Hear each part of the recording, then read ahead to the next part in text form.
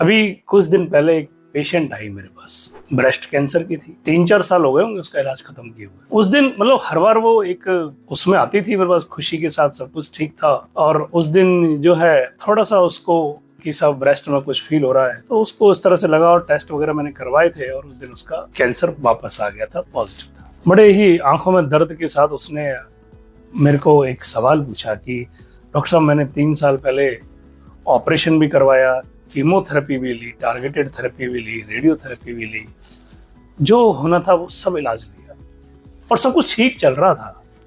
फिर एकदम से ये वापस कैसे आ गया? तो वो जो डर है वो मैंने उसकी आंखों में देखा, वो दर्दनाक किस्सा जो मैं आपको बताऊं, ये मेरे ऊपरी का एक सबसे दर्दनाक क्षणों में से एक होता है, जहां मैं भी एक बार अंदर से हिल जाता हूं और पेशेंट को तो बहुत कितना फील होता होगा। तो दोस्तों, मेरा नाम डॉक्टर ताराचंद गुप्ता है। मैं सीनियर कंसल्टेंट इन मेडिकल ऑन्कोलॉजी भगवान महावीर कैंसर हॉस्पिटल में कार्यरत हूँ। साथ ही मैं जेरिएट्रिक ऑन्कोलॉजी विभाग का विभागाध्यक्ष भी हूँ।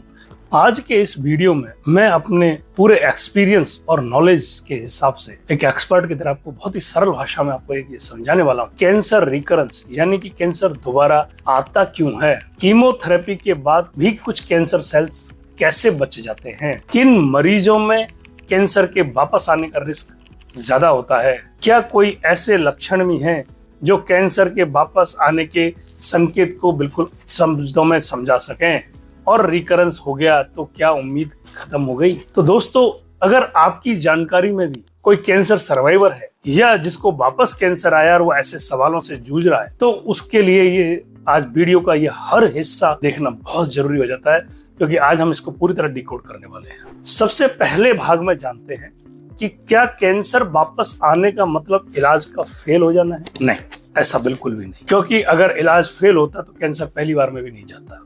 एक उदाहरण से समझ के चलिए। मान लो जैसे एक जंगल में आग लग गई, या बहुत बड़ी बिल्डिंग में कहीं भी आग लग गई और वहां पे फायर ब्रिगेड ने आके पूरी आग बुझा भी दी, लेकिन वहां कुछ छोटी छोटी चिंगारियां वहां रह गई। हमने समझा वो सब खत्म हो गया, क्योंकि हमने तो सब देखा गीला गीला हो गया, फायर ब्रिगेड ने सब बुझा दिया, सब काम खत्म और बिल्कुल ठीक हो गया।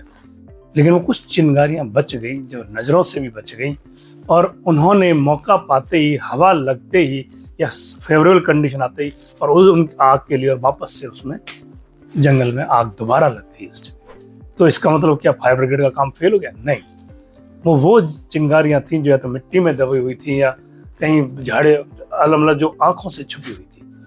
ऐसे ही कैंसर में होता है। अपने को लगता है कि सब कैंसर का ट्रीटमेंट ऊपर हो गया, पैट स्कैन में सब नॉर्मल हो गया, अब कहाँ बीमारी। नहीं, ऐसा होता है कि पैट स्कैन नॉर्मल आने के बाद भी कुछ सेल्स कैंसर के बच जाते हैं। पैट स्कैन नॉर्मल आने का मतलब है कि स्कैन में बीमारी नहीं दिखाई दे रही है, लेकिन इस स्थितियां इससे बहुत आगे की होती है। पार्ट नंबर 2 में बात करते हैं हम कि कीमोथेरेपी आखिर करती क्या है। तो जैसे हमने पहले भी वीडियोस में डिस्कस किया हुआ, कीमोथेरेपी बहुत बढ़िया काम करती है उन सेल्स पे जो बहुत तेजी से ग्रो करती है। ट्यूमर सेल्स में भी, कैंसर सेल्स में भी उनको बहुत तेजी से मारती है और फटाफट क्लियर करने लगती है। तभी तो सिम्टम्स कंट्रोल होने लगते हैं, ट्यूमर छूटा होने लगता है, पैट स्कैन भी क्लियर होने लगता है और आपको लगता है सब कुछ क्लियर हो गया। लेकिन जो सेल्स बहुत ही स्लो ग्रोइंग होती हैं या डोरमेंट यानी कि सुषुप्त अवस्था में, सोई हुई अवस्था में होती हैं, वो कीमोथेरेपी से बच निकलती हैं और वहीं की वहीं रह जाती हैं, और यही कैंसर कोशिकाएं आगे चल के एक कैंसर का रूप धारण कर सकती हैं।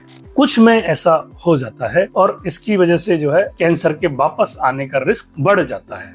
अब अपन पार्ट नंबर 3 में बात करते हैं कैंसर वापस आने के 5 सबसे बड़े कारण। पहला सबसे है माइक्रोस्कोपिक डिजीज, बहुत ही सूक्ष्म बीमारी, यानी कि जो किसी भी पैट स्कैन से नहीं दिखती, सीटी स्कैन से नहीं दिखती, एमआरआई से नहीं दिखती, आंखों से नहीं दिखती। उसमें क्या होता है कि कैंसर की कुछ सेल्स जो है बहुत ही छोटी अवस्था में होती है, जो इनमें से किसी से नहीं दिखाई देती और वो बॉडी में पड़ी रहती हैं, कई बार तो ब्लड के थ्रू सर्कुलेट होती हैं। और जब यही माइक्रोस्कोपिक सेल्स को जब हवा लगती है, यानी कि इनकी फेवरेबल कंडीशंस आती हैं, तो ये एक वापस से एक कैंसर का रूप धारण कर लेती हैं और कैंसर हमको एक दोबारा एक जन्म के रूप में दिखने लगता है।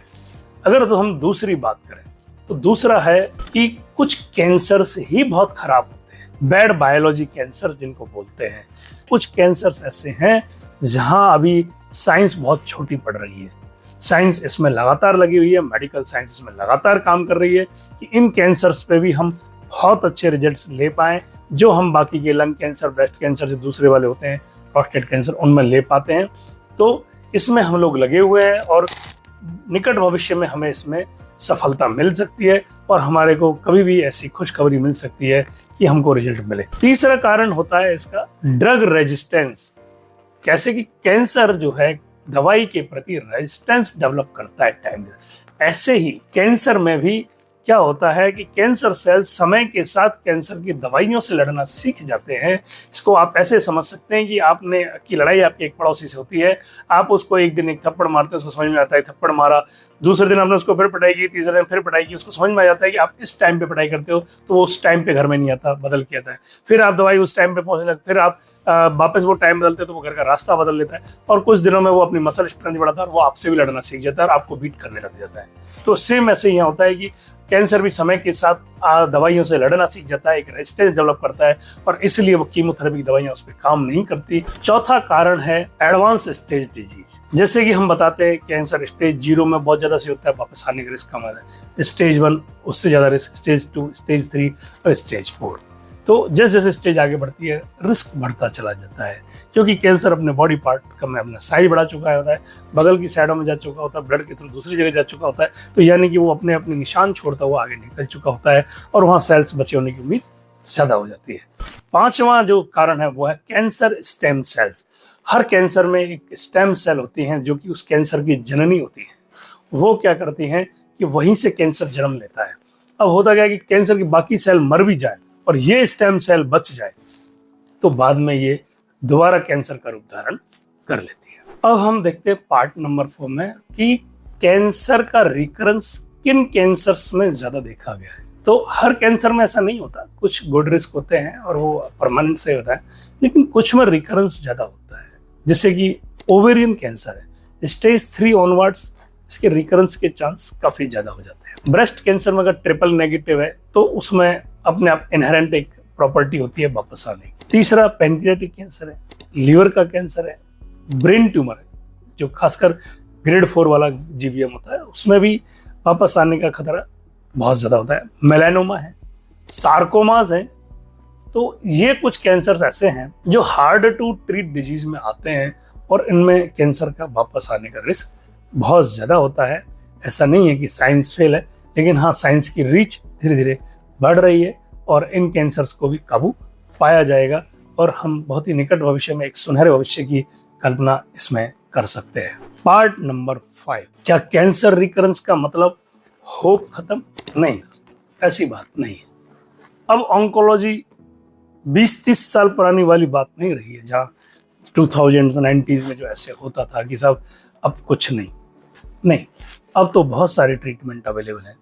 कीमोथेरेपी जैसे हम बात ही कर रहे हैं, different chemotherapies, targeted therapies, immunotherapies, hormonal therapies, oral tablets आ रही हैं टारगेट करने वाली, car T cell therapy, bone marrow transplant, ये सब ऑप्शंस अवेलेबल हैं, जिसकी वजह से अब वापस आने के बाद भी कैंसर को कंट्रोल किया सकता है, एक लंबी लाइफ जी सकती है। जैसे ओवरी में बात की, तो अगर दोबारा आ जाता है तो उसको वापस भी क्योर किया जा सकता है। अब पार्ट नंबर 6, क्या कैंसर के वापस आने से पहले कुछ वार्निंग साइंस मिल जाते हैं? हर केस में नहीं, लेकिन कई बार मिल जाते हैं। ज्यादातर केस में कैंसर के वापस आने का पैटर्न वही होता है जब कैंसर फर्स्ट टाइम आया था। आप देखेंगे वजन एक बार फिर से तेजी से कम होने लगा है, शरीर में कहीं गांठ आने लगी है। जो लंग कैंसर ठीक हो गया था वापस उसमें खांसी, छाती में दर्द, सांस फूलने जैसी दिक्कत शुरू होने लगी है, सर दर्द, चक्कर आने लगे हैं,